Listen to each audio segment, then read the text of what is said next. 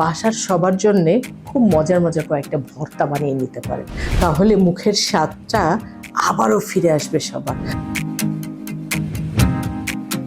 ভর্তা করব দুইটা। প্রথমটা হবে মসুরের ডালে চিংড়ি মাছ ভর্তা।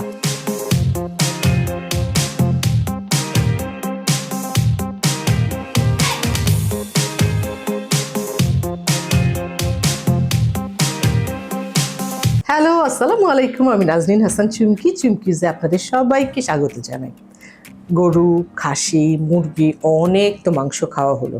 ঈদের পর বাসার সবার জন্যে খুব মজার মজার কয়েকটা ভর্তা বানিয়ে নিতে পারেন, তাহলে মুখের স্বাদটা আবারও ফিরে আসবে সবার, এবং সবাই তৃপ্তি করে ভাত, ভর্তা, ডাল, সবজি এগুলো খেতে পারবে। যাই হোক, ভর্তা করব কি? চিংড়ি মাছ যেটা নিয়েছি একবারে প্রসেস করব, আর ভর্তা করব দুইটা।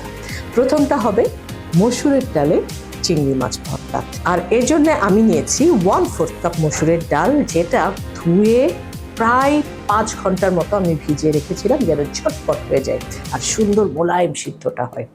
আর নিয়েছি পেঁয়াজ কুচি, রসুন, শুকনা মরিচ, কাঁচামরিচ, ধনিয়া পাতা, একটু হলুদ দিব, আর দিব একটু কাশ্মীরি লাল মরিচের গুঁড়া। আর ভর্তা মানেই সেটা হবে অবশ্যই সরিষার তেলে।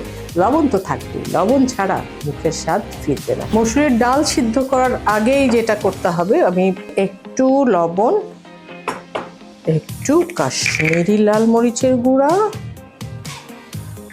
এবং একটু হলুদের গুঁড়া দিয়ে চিংড়ি মাছটা আগে ম্যারিনেট করবো। 5-10 মিনিট হোক আর 2 মিনিট হোক, ম্যারিনেশন হলেই হলো।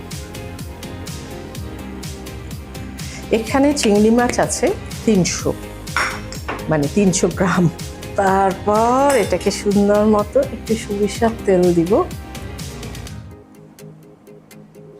দিয়ে ম্যারিনেট করে নিব।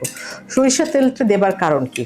কারণ এটা যেন ড্রাই না হয়ে যায়, সুন্দর মতো একটা চকচকা তেলতলা ভাব থাকে।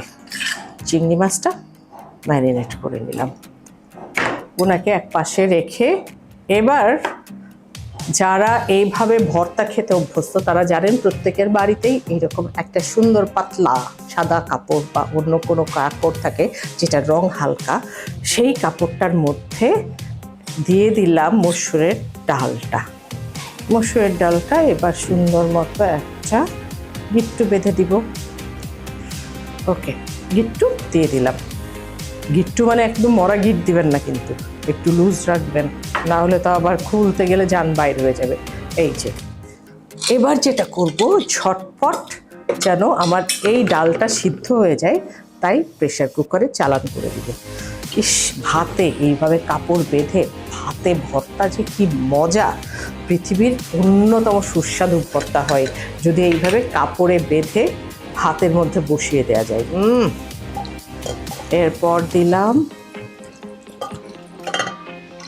পানি, কিচ্ছু না, জাস্ট সিদ্ধ করার জন্য পানিটা দেয়া। আমরা যখন গ্যাসের চুলায় রান্না করি 2টা বার্নার, বাট ইলেকট্রিক চুলাতে 1টা বার্নার। তো আমি যেটা করলাম, পাঠিয়ে দিলাম চুলাতে, ওটা 3টা সিটি উঠবে, তারপর চুলা বন্ধ হয়ে যাবে। আর এদিকে আমি পেঁয়াজ, রসুন, শুকনা মরিচ, কাঁচামরিচ এগুলো আগে ভেজে নেব। 5 কোয়া রসুন আমি দিচ্ছি, জাস্ট 2 ভাগ করে, লম্বা 2 ভাগ করে দিয়ে দিব।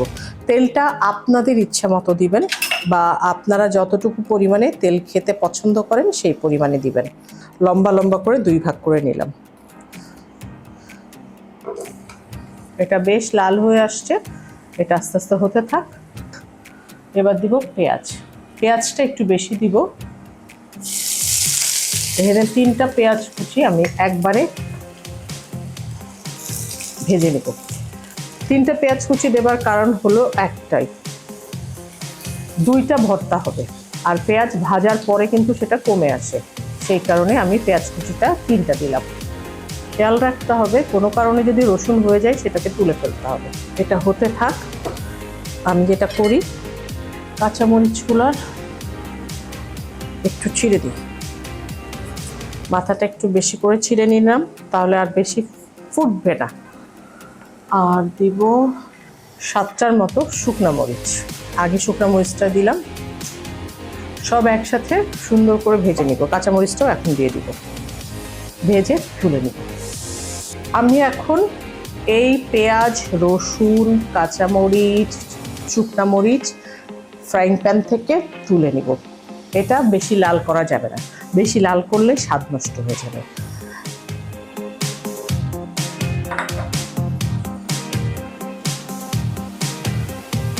ওকে, তুলে নিলাম। যা ছিটা ফোটা আছে থাকুক, কোনো সমস্যা হবে না। সামান্য একটু সরিষার তেল অ্যাড করে দিলাম, সামান্য দিয়ে এই যে প্রায় 10 মিনিট মতো হয়ে আসছে, এটাকে ম্যারিনেট করা, মানে ম্যারিনেশনটা 10 মিনিট সময় নিয়েছি। এবার দিয়ে দিলাম চিংড়িটা। বলে রাখি, এই চিংড়ি যেহেতু ভর্তা করা হবে তাই এটার কোনো মাথা রাখা হয়নি। আর হাই ফ্লেমে কয়েক সেকেন্ড পরে এটাকে উল্টে দিব। এটাকে একেবারেই শক্ত করা যাবে না, সেই কারণে আমি উল্টে দিলাম সাথে সাথে। প্রায় 30 সেকেন্ড করে এটাকে উল্টে নিলেই হয়ে যাবে। ওদিকে আমার মসুরের ডাল হয়ে গেছে, চিংড়িও এই যে প্রায় হয়ে আসলো। এটাকে কোনোভাবেই শক্ত করা যাবে না। আমি এখন মসুরের ডালটা নিয়ে আসবো। এখন আমার ডাল রেডি। পেঁয়াজ, মরিচ, রসুন রেডি আমার চিংড়ি মাছ।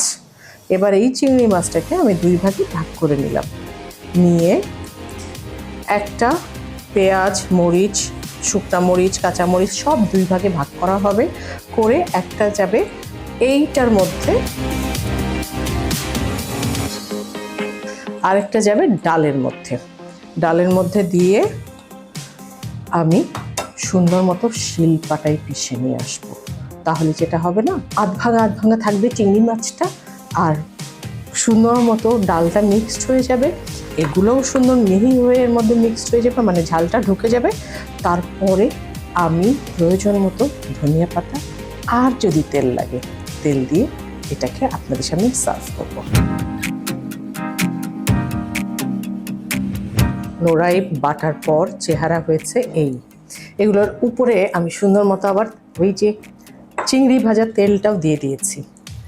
এখন ভর্তা যতই পাটায় পিষি আর হামানদিস্তায় থেতো করি, হাত ছাড়া কোনো গতি নেই। হাত দিয়ে এখন কি দিব? ধনিয়া পাতা, এটাতে একটু সামান্য দিব। এটা হলো শুধু চিংড়ির ভর্তা, যেটার মধ্যে আছে পেঁয়াজ, কাঁচামরিচ, রসুন আর শুকনো মরিচ। ওকে, আর এটা হলো চিংড়ি আর মসুরের ডালের ভর্তা, যেটার মধ্যে আমি একটু বেশি দিলাম ধনিয়া পাতা। এখন একটু শুধু লাগবে সরিষার তেল, না হলে ভর্তার যে স্বাদ, সেই স্বাদ এবং ঘ্রাণ দুটোই হারাবে। এটা মাত্র 40 সেকেন্ডের ডান। এবার আসি আমি মসুরের ডাল আর চিংড়ির ভর্তায়। এটাতে লাগবে কাঁচা মরিচ মিনিমাম 2-3টা, কাঁচা পেঁয়াজ লাগবে 1টার মতো, আর লাগবে লবণ,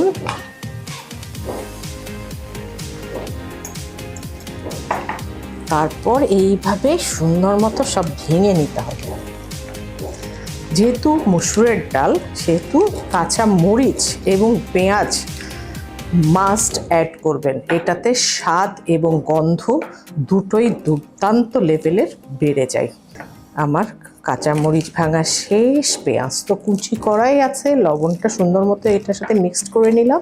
এবার দিব সরিষার তেল।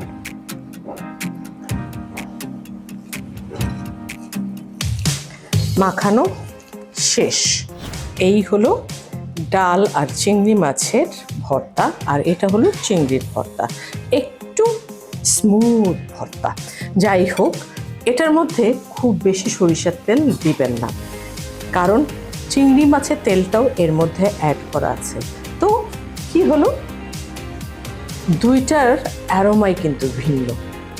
শুরু করেছিলাম একসাথে, শেষ যখন হলো দুটোরই স্বাদ ভিন্ন আর অ্যারোমা ভিন্ন।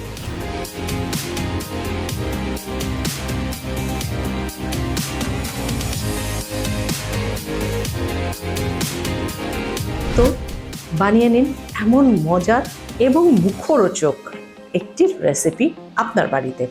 যাই হোক, এমন ঝটপট চটপট খুবই মজাদার খাবার আপনাদের সামনে প্রেজেন্ট করতে চাই সকল সময়। আর তাই লাইক, শেয়ার, সাবস্ক্রাইব করে চুমকিজের সাথে থাকুন এবং আপনাদের পরিবারের সুস্বাস্থ্য সকল সময় আমার যেমন কাম্য, তেমন আমার পাশে আপনারা থাকবেন সেটাও সকল সময় কাম্য।